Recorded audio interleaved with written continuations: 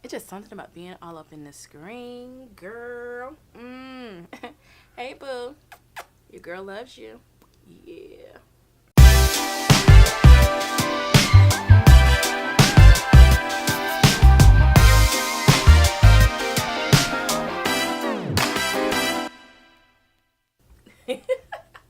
Alright guys, we're gonna go ahead and get started with this video. It is your girl Mel. Yes, girl, it's my everyday life. Yes, honey, it has been a roller coaster of a life starting my brand, which is all about photography, branding, as well as design. If you're new to my channel, welcome. And if you're a long-time subscriber, welcome back. In today's video, we're going to be talking about self-portraits, or shall I say the advanced selfie. Everybody's doing it nowadays. All you need is a handy-dandy phone. Your mobile phone that has a camera on it, as well as a point and shoot, or you can use a DSLR camera. So I'm just going to tell you about the type of equipment that I use to make my photos for social media, as well as the type of lenses I use on my camera, and the apps that I use to edit, and my lighting. Alright, so we'll go ahead and get started with that. Now, for the equipment, everybody has one. What are these? A cell phone. A handy dandy cell phone that actually has a camera on it. You can use it. And when you're using your cell phone, you always want to use the rear facing of your camera. Not the front facing, but the rear camera. Because basically you're going to get the best quality when you're using the rear part of your camera. Okay, and you also want to shoot in portrait mode. You never want to shoot in landscape, because when you're uploading to social media such as Instagram, you're going to get the best real estate that's going to take up the entire feed. So when someone's scrolling through it, like if you're scrolling through my feed, like, whoa, that is a nice photo of Mel. OMG. That's the reaction that you want to get. Now, when you're using point and shoot cameras, you know, naturally some people want to hold the camera this way. So what I normally do is turn my camera, again, portrait mode, to be able to take my photos, as well as when I use my DSLR camera that I'm recording on right now, we will turn it in a portrait mode setting to be able to take the great photo. Now, with a point and shoot camera, some point and shoot cameras do have some manual capabilities like a DSLR camera, but when you're using a DSLR camera, you do have a little bit more flexibility to be able to be a little bit creative as you would like when you're shooting with these types of cameras. Now, the point to shoot here is basically, it's a Canon PowerShot. I got it for around maybe $200-300, probably maybe 3 years ago. It's a great camera and I love it. I use it from time to time. It does have the Wi-Fi connection where I can be able to use my cell phone and pair it together to be able to take the photos. And then for my DSLR camera, I'm using a Canon Rebel T5i. And typically, because I'm lazy and I don't like clicking the button, I like to use my handy dandy wireless remote. And you got to have a tripod, guys. You have to have a tripod to be able to take your own photos. Not everybody has the luxury of having someone to be able to take the photos for them. But basically, when you take the photos yourself, you can be able to be as creative as you like. And perhaps you could be more comfortable doing it yourself, because that way you can get the shot that you need. Now, the tripod I have is basically a really cheap tripod.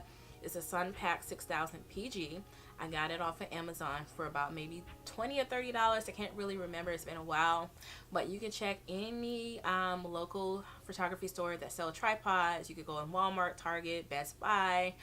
Depending on what electronic store that you have in your area, if they have a camera or photo section, you can go check out and see what type of equipment that they have that you can use.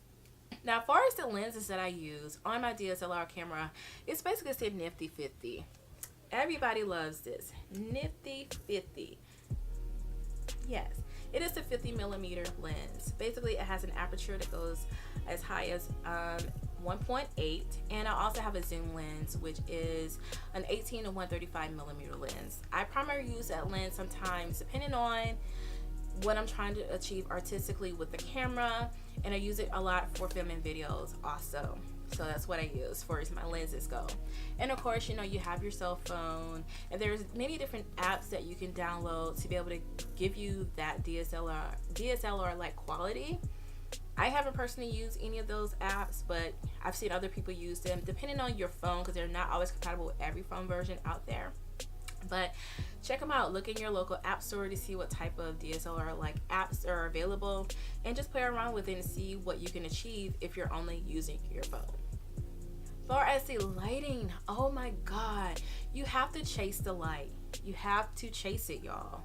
So basically, if you're wanting to shoot naturally in like the light, I think the best time to be able to shoot your own portraits if you want to use natural light outside is basically you want to shoot early in the morning before sunrise, and you want to shoot in late in the afternoon as the sun is setting. So you want to get like that golden hour. So I would say anything like before maybe 7 or 8, or you could check to see when the sun rises. Like if you could shoot a little bit before then, right before like the sun is like at its highest peak during the day. Because basically you can get like those nice soft shadows, and it's kind of like, you know, it's like your own little soft box that you're using. Now you can purchase a soft box if you're shooting indoors, as well as umbrella lights that can be able to achieve the looks as well. You can just basically just play with the lighting, because it's all about lighting when you're taking photos. So you gotta just make sure your lighting is on point, honey. Okay. You gotta make sure that you're lighting. So that's a key to taking a great self-portrait. I mean, seriously. Now, when I'm shooting my photos on my DSLR camera, I typically shoot in RAW. Well, not typically, I always shoot in RAW. The reason why I shoot in RAW is pretty much basically I have more space, more room to be able to manipulate the photos in a way that I want to manipulate the colors. If I want to manipulate the tones, the curves, the contrast, the brightness, different hues, I'm able to do that when I'm shooting in RAW, because it gives me more real estate to be able to play with when I'm editing. Now, I typically on my desktop when I'm editing, I typically edit using Lightroom and Photoshop. So those are the two primary apps that I use to edit. Even when I'm editing for myself or if I'm editing professionally, those are the apps that I use. Some of my favorite mobile apps that I like to use on my phone is also going to be the Lightroom mobile app. And the best thing with the new features that the Lightroom has added is basically I can take my raw photos and I can upload them to my Lightroom, and I'm still able to edit those photos. And that works perfectly for me when I have clients that are saying, hey, can you edit a photo, or can I take a look at something? I can do a real quick edit using one of my presets that I have, and to be able to edit the photo. So I absolutely love using Lightroom mobile app as well. Now, I also use other apps like Visco, and I use Snapseed as well as Afterlight. Afterlight gives you some of those great light leaks that you see that can give you like that whole 90s nostalgic type look.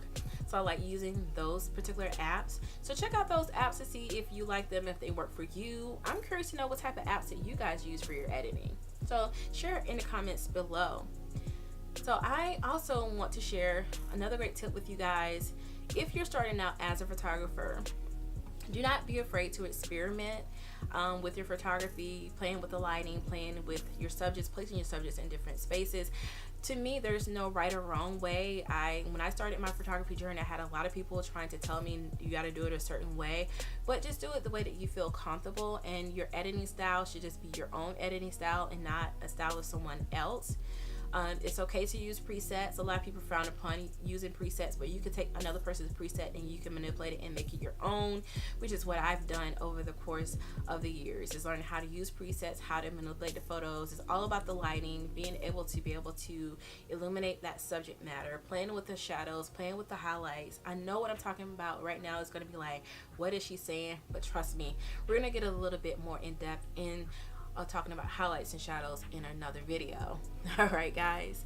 So another thing that I do want to share with you guys also that I'm probably forgetting is the fact that you need to go check out my IG. Okay, so go ahead and hit your girl up. Follow me on Instagram at girlitsmel, and also go check out my photography page, which is It's Mel Photography. Also, I do have a Facebook creative group which is called the Brown Sugar Creatives. Go ahead and check it out, join us, so that way you can get a lot of great tips on how to be able to build your brand. And guys, I want to thank you so much for watching this video. Yes, and again, if you haven't hit the subscribe button, go ahead and hit the subscribe button for more great videos like this and others. But until then, guys, I will see you in the next video. Laters.